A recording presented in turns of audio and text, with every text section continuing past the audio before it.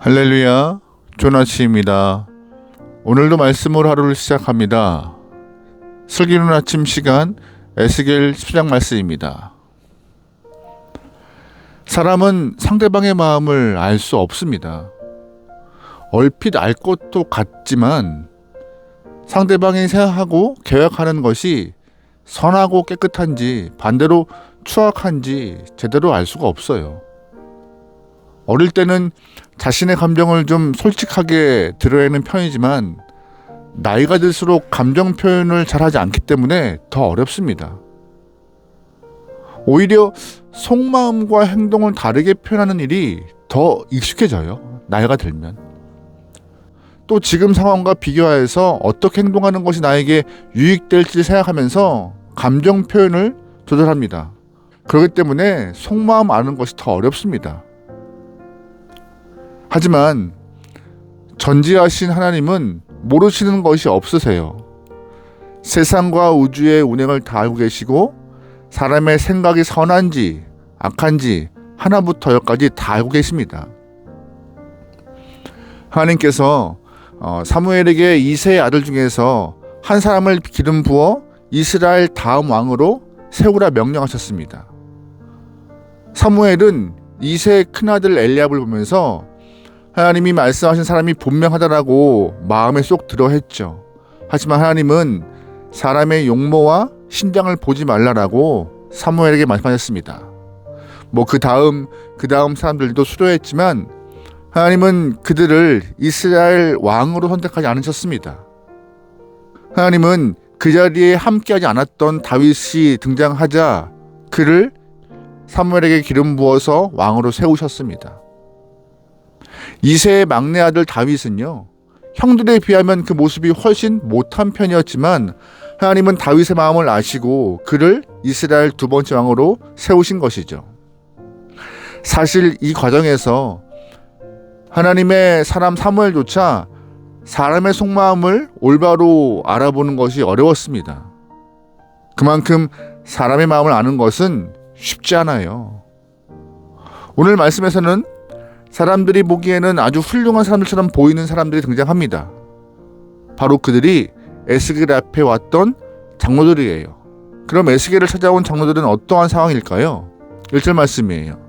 나에게로 이스라엘의 원로 몇 사람이 와서 내 앞에 앉았습니다. 아멘. 첫 번째로 본문에 등장한 장로들의 모습은 열정적이었어요. 왜냐하면 말씀을 듣고자 에스겔에게 찾아왔으니까는요. 에스겔은 지금 바벨론 그발 강가에서 예언하고 있습니다. 그런데 남유다 본토에서 장로들을 두어 사람이 에스겔을 만나기 위해 온 거예요. 우리가 볼 때는 에스겔을 찾아온 장로들은 먼 길을 마다하지 않고 한 걸음에 달려왔기에 열정이 넘친 사람으로 볼 수 있습니다. 하나님의 말씀을 듣기 위해 먼 길을 왔던 이 사람들은 굉장한 사람들입니다. 두 번째로 오늘 본문에 등장한 장로들은요, 겸손한 사람이었어요. 장로임에도 불구하고 이제 막 30을 넘긴 에스겔을 찾아와서 그 말씀을 드리려 해요. 나이, 신분, 직분, 거리 상관없이 포로로 잡혀와 있던 에스겔을 찾아와서 겸손하게 그의 말을 드리려 합니다. 그 모습 참 아름다워요. 세 번째, 남유다 본토에서 에스겔을 만나려고 왔던 장로들은 나라를 사랑하는 사람으로 보입니다. 국가의 운명이 풍전등화와 같은 상황에서 답을 찾기 위해 먼 길을 마다하지 않았잖아요. 참 멋있어 보입니다. 우리가 보기에는 장로들의 모습이 참 대단해 보여요. 그럼 하나님도 과연 이 사람들을 우리와 같은 시선으로 보였을까요? 그렇지 않은 거예요. 2절 말씀이요. 그때 여호와의 말씀이 나에게 내려오는 일이 일어났습니다. 사람아, 이 사람들은 자신의 우상들에게 마음을 빼앗겼다. 자신들이 잘못이라는 걸림돌을 바로 자기들 앞에 놓아두었다. 그들이 나의 뜻 묻는 것을 내가 정말 허락해 주어야 하겠느냐? 아멘. 무슨 말이에요? 하나님은 이 사람들의 속마음을 다 꿰뚫어 보셨는데 장로들의 속마음에는 아직도 자기 마음에 우상이 들어 있었고 죄악의 걸림돌을 앞에 둔 사람이라고 하나님은 평가하신 것이었습니다. 우리가 보기엔 열정도 대단하고 겸손해 보이고 나라와 민족을 걱정한 사람이었지만 하나님 보시기에는 우상을 섬기고 죄악의 걸림돌이 아직도 마음에 있는 영혼이라 말씀하셨어요. 우리와는 정반대로 평가하신 것이죠. 그러면서 하나님은 내가 어떻게 이들을 용납할 수 있겠느냐라고 에스겔에게 물어보십니다. 사람은요, 상대방의 마음속에 우상이 있는지 죄악의 걸림돌이 있는지 그 앞에 뭐가 있는지 잘 몰라요. 그런데 하나님은 다 아십니다. 이 부분에서 우리는 우리의 마음이 어떤지 한번 좀 돌아봐야 할 것입니다. 우리가 사람을 속일 수 있을지 몰라도 하나님을 속일 수는 없습니다. 하나님은 우리 마음속에 죄악의 걸림돌이 있는지 우상이 들어있는지 다 알고 계세요.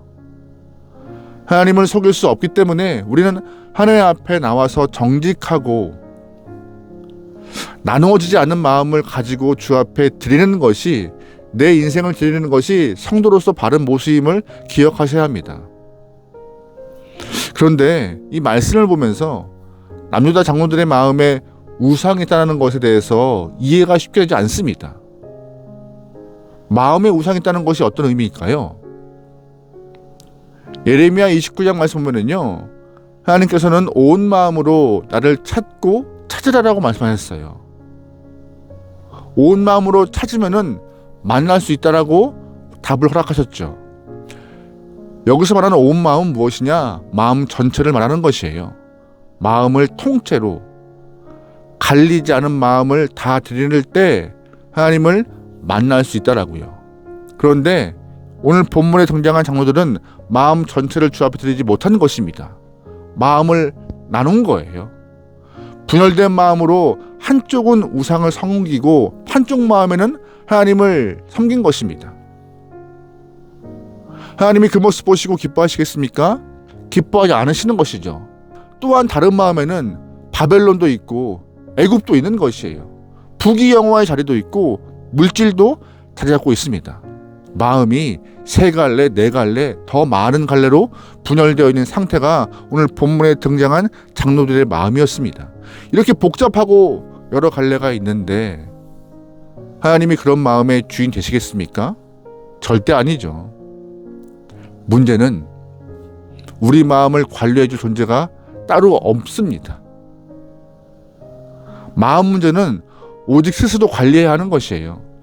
하나님 앞에 나올 때 우리의 마음이 갈라지지 않고 있는지 스스로를 지금 우리는 판단하고 평가하면서 돌아봐야 합니다. 다른 사람은 알 수 없어요.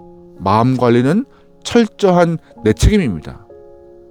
하나님께서 오늘도 우리 마음을 보시고 계시면서 하나님을 향한 한 가지의 마음인지 분열되고 갈라진 마음인지 다 알고 계십니다. 하나님 앞에 하나의 마음을 드릴 수 있는 지혜로운 백성, 하나님을 기쁘게 할 수 있는 성도에게 소망합니다. 하나님은요, 우리의 온전한 마음을 가장 원하시는 분이세요. 온전한 마음을 위하여서 성령의 임재를 간구하시기 소망합니다.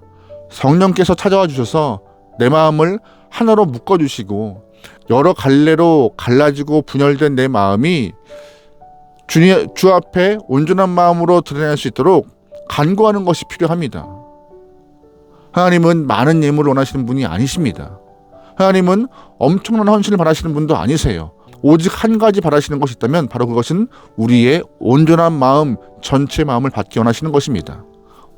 오늘 하루를 시작하면서 여러분의 삶에 하나님, 내 마음이 온전히 주님만 섬길 수 있도록 내 마음에 좌정하시고 이 마음을 주 앞에 드리게 달라고 하나님께 기도하면서 오늘 시작해보죠. 하나님, 그 마음 받아서 기뻐하실 것입니다. 오늘도 주 앞에 내 마음을 드릴 수 있는 귀한 영혼들이 소망합니다. 아멘. 기도하시겠습니다. 하나님, 내 마음에 좌정하사 우리를 다스리고 통치하여 주시옵소서. 우리의 마음을 온전히 주 앞에 드립니다. 갈라지고 분열된 마음이 아니라 온전한 마음을 주 앞에 드려 주를 왕으로 모시고 주를 쫓기어 나오니 주를 섬기는 성실한 백성으로서 주 앞에 서기 원하오니 우리와 동행하여 주시옵소서. 마지막 순간까지 주님을 쫓고 따르는 믿음의 영혼들에게 인도하여 주시옵소서. 모든 걸 맡기오며 예수님의 이름으로 기도합니다. 아멘.